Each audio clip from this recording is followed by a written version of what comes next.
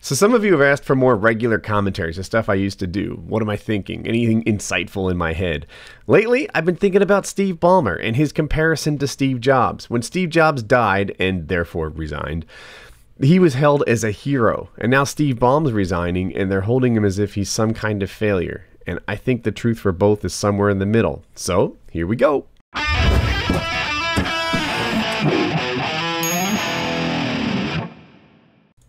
Alright, so for those that don't know, Steve Jobs is Apple, Steve Ballmer is Microsoft. Steve Ballmer took over after Bill Gates resigned, I don't know, 8-10 years ago? I forget how long it's been.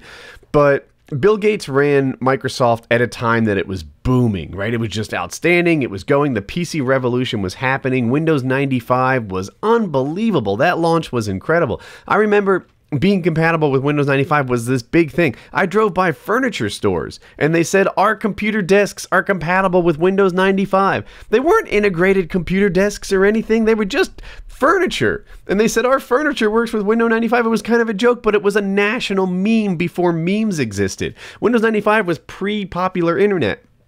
And, it was huge. But as is the life cycle for any tech company, you kind of go on top and then you wane and, disruptive technologies come along. Microsoft did it to IBM and they were cool. Apple does it to Microsoft in some ways. And suddenly Microsoft is getting blasted. And Steve Ballmer in particular is getting blasted for not riding the next tech wave and being on top of the next thing that comes.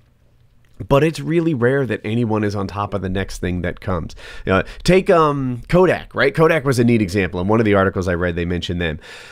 Kodak is often blamed unfairly for not seeing the digital camera thing coming. Kodak's model was they would sell cheap cameras and make money on the film.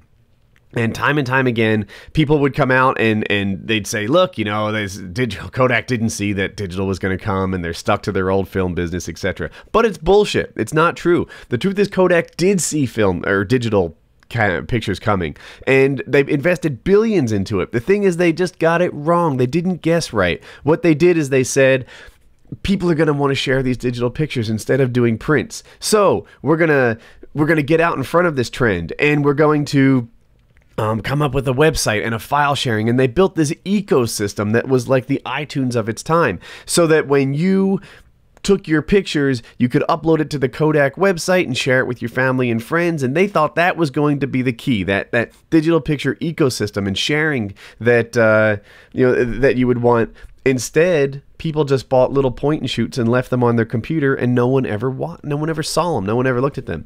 They act like Kodak was stupid, but in my head, Kodak came up with the first Facebook.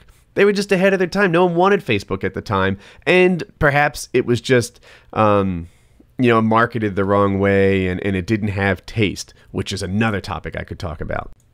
So Steve Ballmer maybe doesn't have the taste that is part of the corporate culture over at Apple, because they beat Apple to all this stuff, right? And when the iPad came out, people didn't really talk about the fact that Microsoft had the tablet PC 10 years before Apple had the iPad. When the iPhone came out, people didn't really talk about the fact that Microsoft and US Robotics and such have been doing handheld personal organizers and things like that long before the iPhone came out.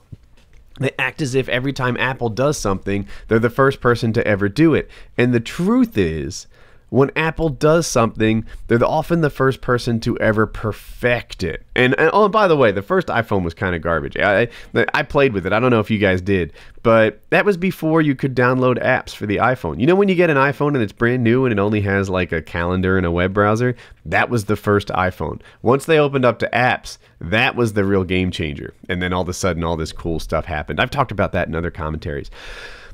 Apple, when they do stuff, they sort of hold out and do it with good taste. Whereas other companies, when they do stuff and get first to market, it almost looks like a beta version of something that Apple would release. An unfinished, a little teaser type of thing.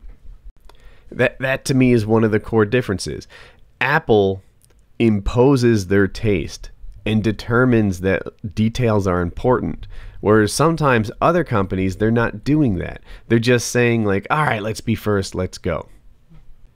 Oh, I have another example to support my case. It just occurred to me.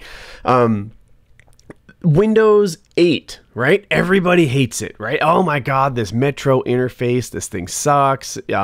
If you haven't seen Windows 8, it has these like boxy things, and the start menu is gone, and I don't really like it myself, to be honest with you. I have it on one of my laptops, and I'm not a giant fan.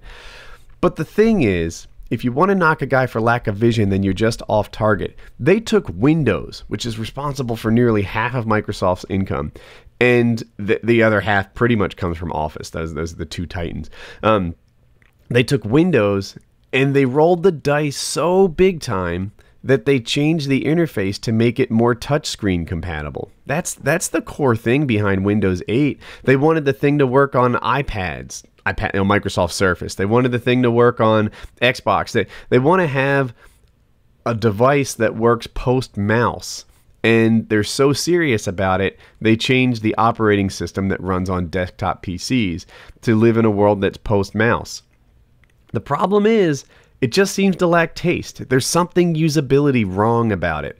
And that's typical of what Microsoft has been doing for me to the last 10 years. The guy didn't lack vision. The guy just lacked taste. And that's why they won in the business world, but not the consumer world. So I hope you enjoyed the commentary.